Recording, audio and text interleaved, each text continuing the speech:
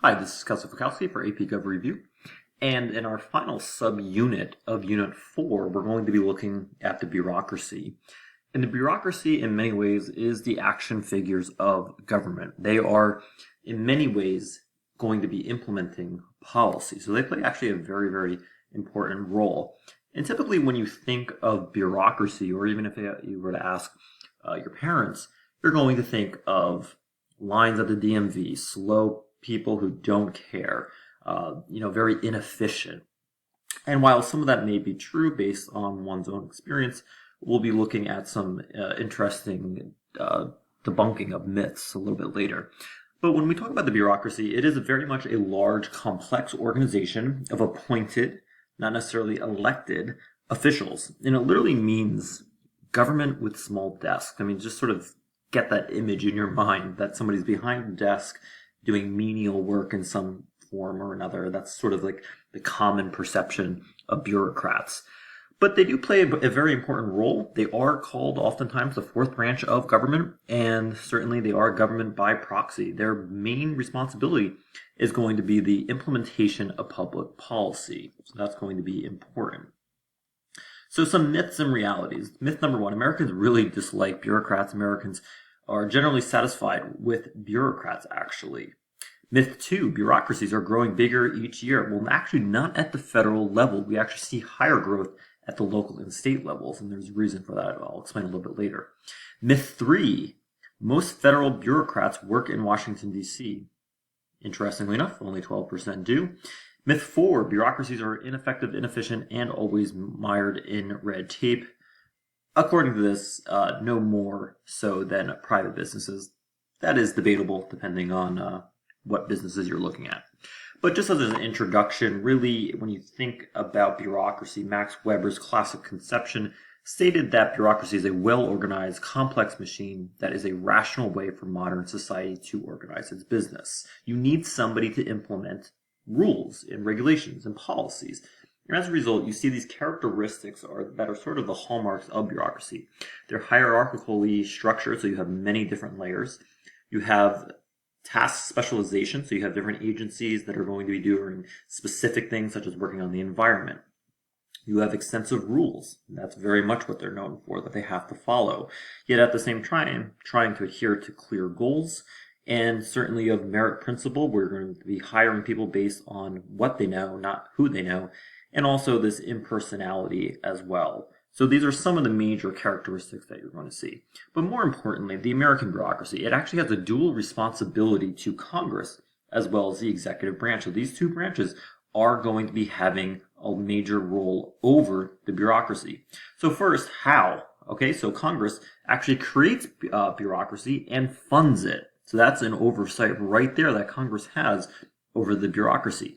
Yet at the same time, they are also responsible to the president, who technically is supervising them as he takes care that the law shall be faithfully executed. Right there in Article 2, Section 3, that is where you're going to see really the bureaucratic function, that they are executing these laws.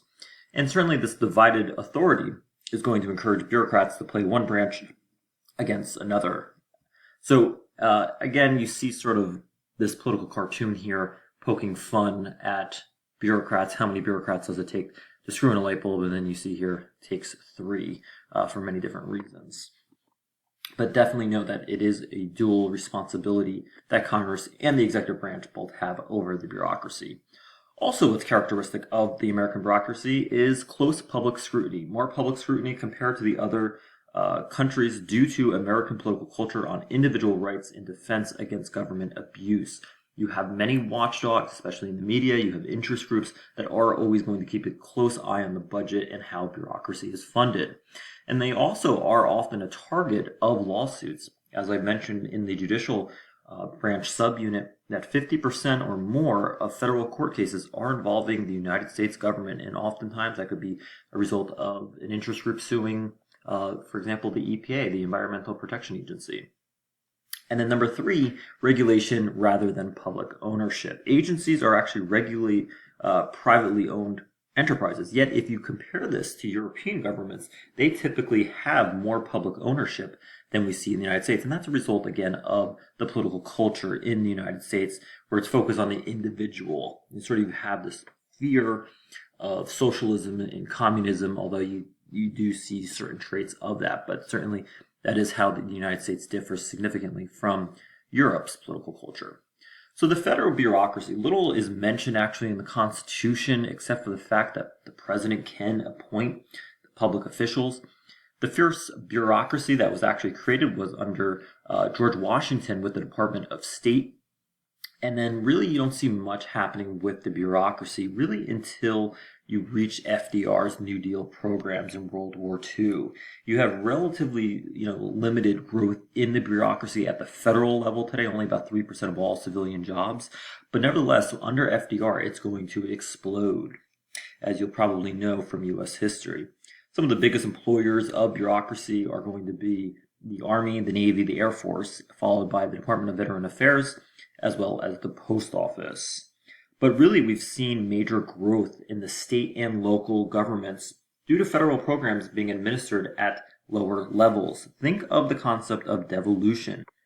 If you recall, devolution is where you're transferring the responsibility of a government program or agency from the federal level to the state or local level.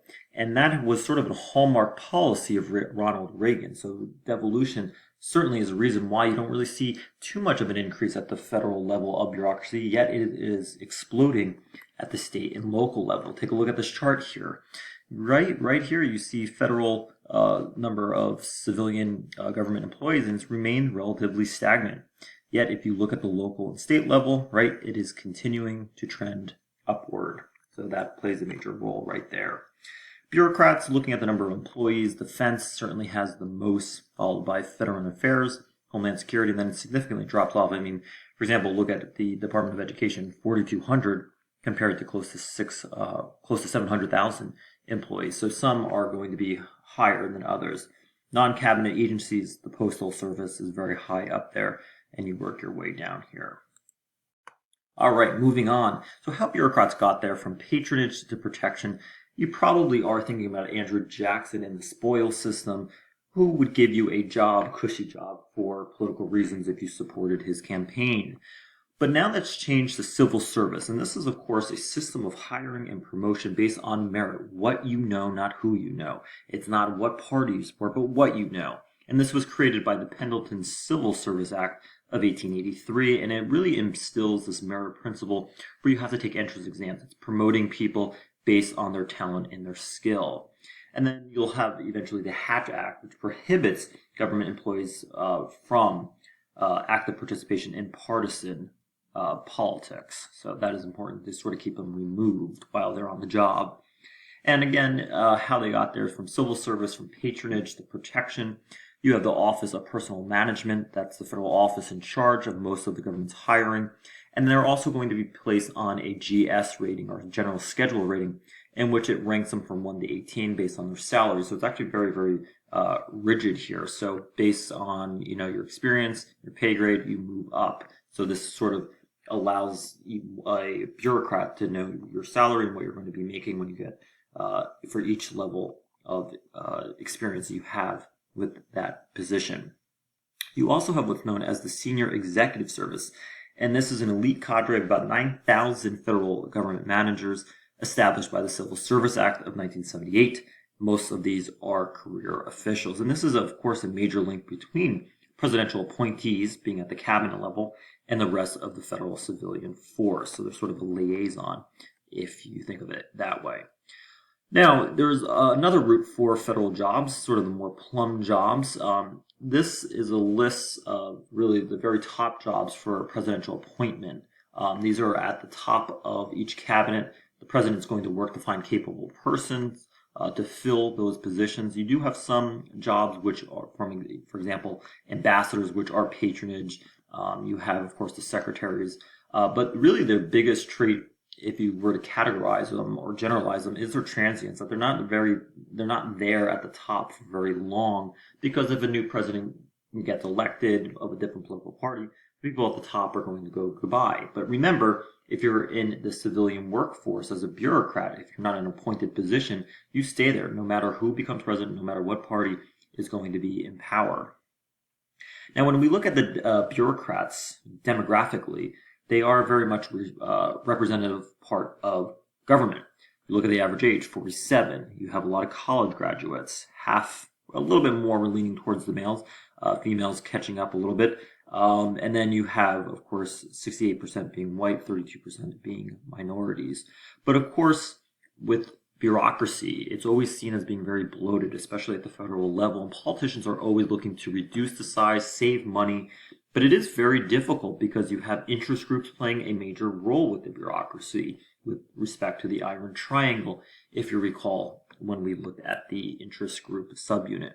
And they've served many needs depending on the particular agency that we're dealing with. Now, there has been a focus to reduce the bureaucracy, as I stated earlier, with this concept known as devolution, that the states, not the federal government, is going to implement the program. A good example of this would be under Bill Clinton with the Welfare Reform Act, which transferred the responsibility of welfare programs from the federal government to the state government.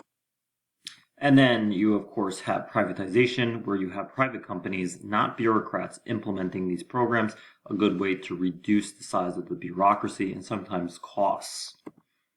Okay, let's end with a review question. So federal employees are prohibited from active participation in partisan politics through which of the following? Take a moment to pause your screen, look at them.